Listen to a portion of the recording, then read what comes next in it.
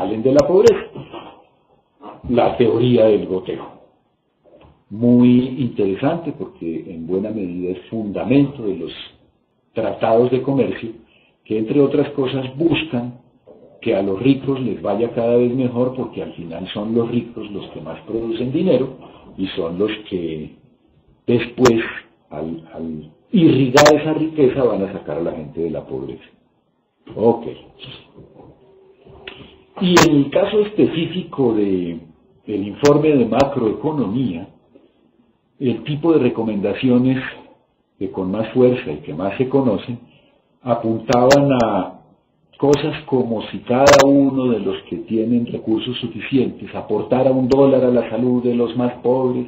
Esto nos permitiría en 2 años obtener no sé cuánto dinero para acabar con la malaria, el VIH, no sé qué, no sé qué, no sé qué. Entonces, pues, además en general siempre se habla de malaria, VIH, tuberculosis y una u otra más de las epidemias de salud pública del planeta. Creo que todos están adivinando que me estoy refiriendo al origen del Fondo Global. Y ahí les pongo una colección de, bueno, ¿cómo lo podría llamar uno? Digamos que de los grandes representantes o de las figuras más representativas de esta filantropía global, que está acumulando cantidades absurdas de dinero para resolver problemas de salud, que uno se tiene que preguntar si esa era la manera, o si estamos hipertrofiando, por un lado, el tipo de enfermedades a las cuales estos fondos globales están dando privilegio, o estamos hipertrofiando las figuras y las personas que aportan a estos temas. Tienen ustedes ahí el Fondo Global, que está en crisis por estos días, pero no nos metamos ahí porque si no, no terminamos nunca. Tienen ustedes el Unitaid, que es este fondo francés, brasilero, chileno y otros 4 o 5 países sobre el costo de los pasajes con un impuesto especial para medicamentos para malaria, para SIDA y para tuberculosis. Tienen ustedes a Bill, Melinda, no sale casi nunca en las fotos. Eso tiene su sesgo en la Fundación Gates. Y por supuesto el PEPFAR, el Plan Presidencial del Gobierno de los Estados Unidos para el VIH y el SIDA, que es el principal, de lejos, donante para el Fondo Mundial.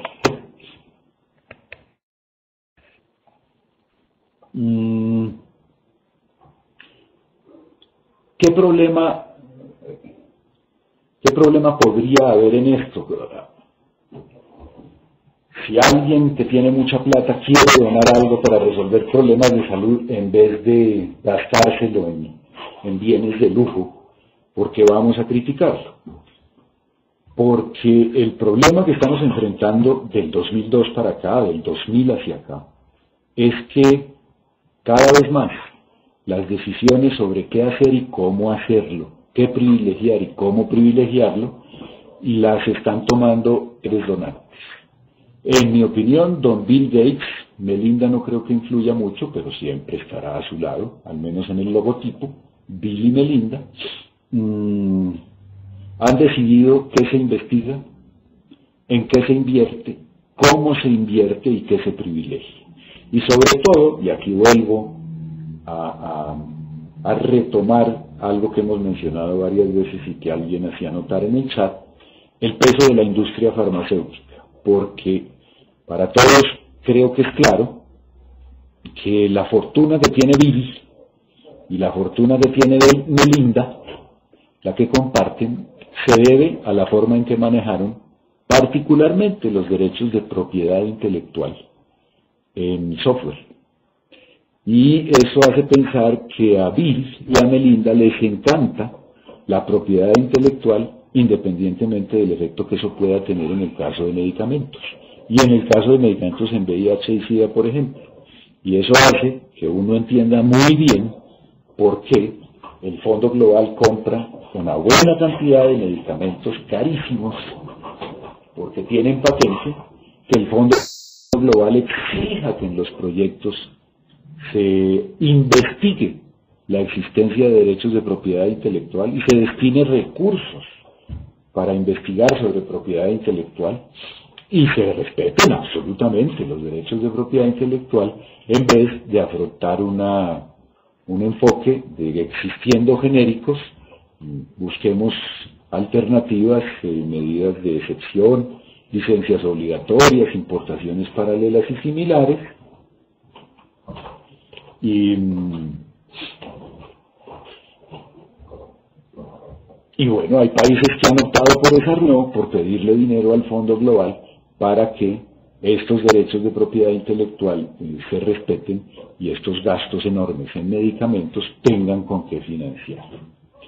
Lo que tienen ustedes en la pantalla es el texto de una intervención de Bill Gates, si mi memoria no falla, fue en la Asamblea Mundial de la Salud del 2006 o del 2007. Y es bien interesante, pues, porque a cuento de que Bill Gates inaugura una Asamblea Mundial de la Salud. Bueno, a cuento de que está financiando a la Organización Mundial de la Salud. Y con ese argumento, él es capaz de hacer afirmaciones como esta, que para los técnicos de salud son muy discutibles.